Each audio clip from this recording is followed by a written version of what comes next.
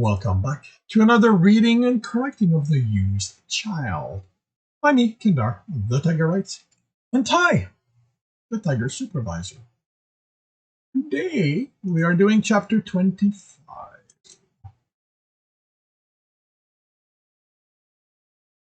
The human's smile vanished the instant he remembered that Tristan was there.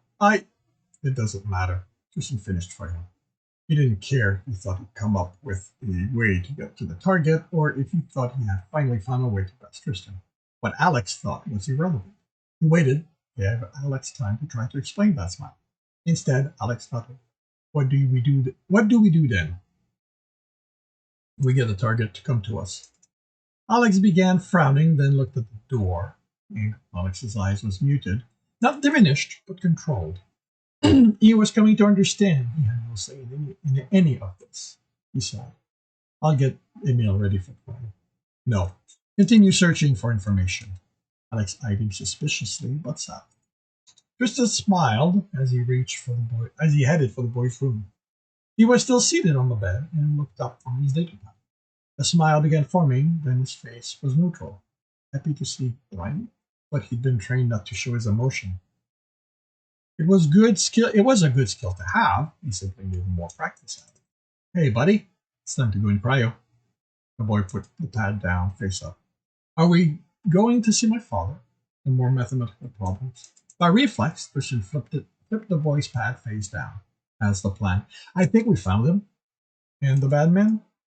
Don't worry, I'll make sure to protect you from them. And my father? Tristan smiled, him too. The boy nodded, got off the bed, put the data pad in his suitcase, closed that, and stowed it away in the cabinet. He made sure the cabinet was latched before returning to the bed. Tristan observed him. The motion were natural, no thinking needed. He'd never been in a ship before, according to the job file and the Academy records, and yet somehow I drilled ship behavior into him. Had his father left instruction for it, or did the Academy teach every child? Either way, the boy would be better prepared for what the universe would throw at him than other humans. He tapped the control on the wall, and the emitters raised along the side of the bed. Won't be long until you see your dad. Emil nodded. Tristan activated the field. There was a buzz and a flash of static encasing the bed, and then everything within it was unnaturally still. He opened the cabinet and pulled the suitcase out. It was locked with a simple biometric sensor. He bypassed it. The clothing within was folded, identical copies of what the boy was already wearing. The data pad and box of chips, history, general and military, social studies, multiple mathematicals, chips, and psychology. A human course load, he remembered some of those from when he joined the Mobile University. He needed to learn about human psychology to track down the mercenary who had tried to kill him. There had been difficulties being accepted there because he wasn't human and only allowed once he demonstrated he was sufficiently intelligent. To the surprise of the humans, he'd been able to leave his planet. This should have been enough proof, as far as Tristan had been concerned, but the humans wanted numbers. The data pad had a better lock, but he bypassed it. More courses, access from a data node on the net, a university one. A section with personal information, including the picture of his father. It contained more information about his work for verdicts and notes as to what order to reveal it. Tristan shook his head. This section should have been memorized in telling it. The hidden section he knew was there gave him some trouble. The program algorithm protecting it moved it about within the pad's memory. Once he found it, opening it was simple. Messages from his father, those were genuine as far as Tristan could tell. The image was for his target. The image was for his target, and then he spoke. And when he spoke, there was a lack of caring in the tone. He didn't seem forced to Tristan. There was a distance here between the real father and boy there was a distance here. For all the commas I was in the habit of putting back there, I would forget them in places where they were really needed. There was a distance here between the real father and the boy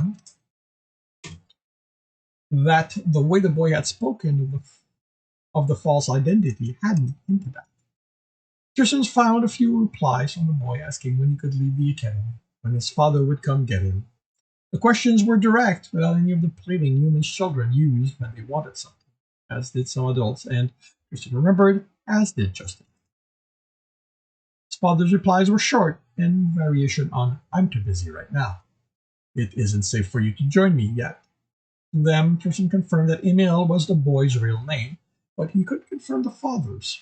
As Tristan had done his entire life, the boy only called his father father. Unlike his own father, the boy didn't seem to care about his well-being, about how he was. Okay. Unlike his own father, the boys didn't seem to care about his well-being, about how he was progressing in his courses, about how he liked the academy, if he had friends, if they were treating him well. There hadn't been many. His father had been too busy teaching him how to survive. But Tristan remembered the few times around the fire when his father asked how he and Justin got along, how they thought they were doing, and what he was teaching.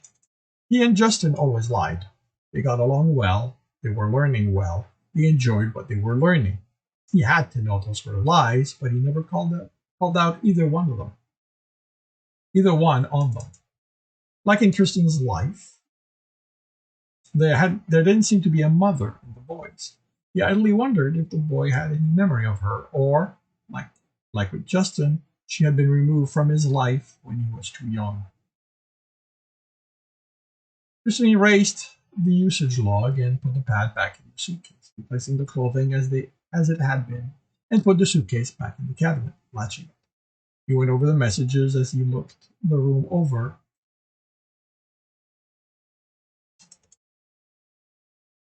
Studied the room for any indication he'd been there. The coldness, the distance, led Tristan to think there had been no emotion in the boy's conception. It wasn't like his own father, who'd felt he had something to prove by taking him and Justin away from their mother. From what Tristan had pieced together, although his father had let slip, he hadn't known about either of them until then. No, the boy's father had wanted him, but not for the reasons most humans' parents wanted children. This had been academic, something planned for. This meant his desire to get his son back was also genuine. He needed the boy for something. Tristan smiled. If his target wanted the boy, he'd make sure he didn't get it. The simplest way to do that was to kill the boy. He could make it quick, make sure he didn't suffer, but that wouldn't fix the overall problem his target had created. In fact, killing the boy would play into that. He needed to use the boy to get his target to reveal the truth. Only if it came from him would anyone believe it. Torture would be the simplest way, but that meant inflicting pain on the boy. He wouldn't do that. The revelation needed to be public. It would do no good for Tristan to be the only one to hear that all this had been a setup. Even if that was recorded, it would be easy enough for his target to then claim it had been fabricated. It needed to be broadcasted as it happened. Tristan smiled. It needed to be broadcasted to the end of the universe as it happened. Not only would the target not be able to renege on what he'd said, but SpaceGov would find out and act before he could mitigate the damage. SpaceGov might be willing to overlook much in its enforcing of the law, but Tristan doubted arranging his son's kidnapping just to push his agenda would be one of them. The course he was seeing would be more work, but Tristan didn't mind work. It kept him busy, kept his mind occupied. That was why he took these occasional jobs when there was nothing else to do, after all. Anyway, using the boy in such a way would be fun. He closed the door behind him and was still smiling, at least until he saw Alex and his determined expression. "Tristan," he began, "I don't think you—" The rest trailed off under Tristan's less than amused glare. He felt his claws digging his palm as he contemplated punching the human. A reminder of his place.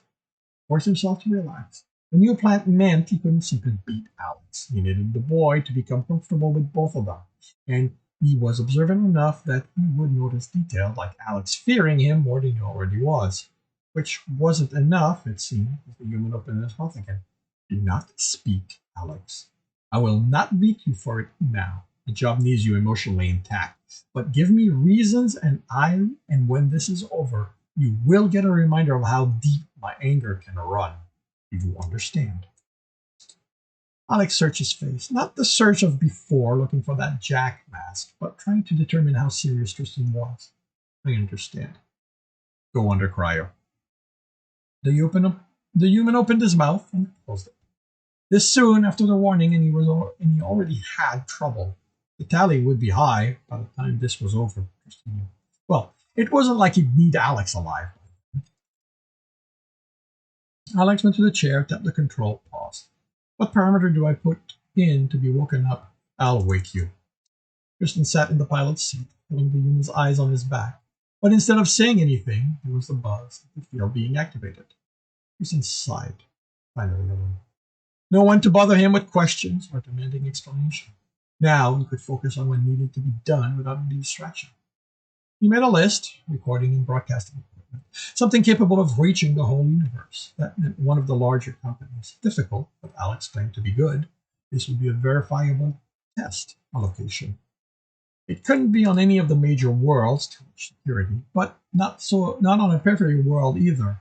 They wouldn't have access to the equipment he needed if he didn't want to spend too much time in transit. And he didn't want to spend too much time in transit. Too much could happen while he was under cryo. Going through the list of world, Lydon came up as a good choice. 2 months of objective travel time, and it had a blossoming vid industry, so the equipment he needed. It was still minor enough to like its independence, and that meant none of the major corporation and the high security they brought with them. And they also didn't have a Space Gov office. Not that they cared about planetary security. Yes, Lydon would do nicely. Set the course and put himself on the prize. This concludes chapter 25 of The Used Child. If you are enjoying this, please leave a like. If you want to know when the next chapter is going to be up, subscribe and hit the bell. If you want to read the story as well as every other in the series, there's currently 6 books. It is available on all major e-retailers. If you want to support me and get access to just about everything I've written, that is on my Patreon. And if you want to watch me do these live, it is every Tuesday morning, 8 a.m. Eastern Time on Twitch. The links are in the notes. And with that, I shall wish you a good day.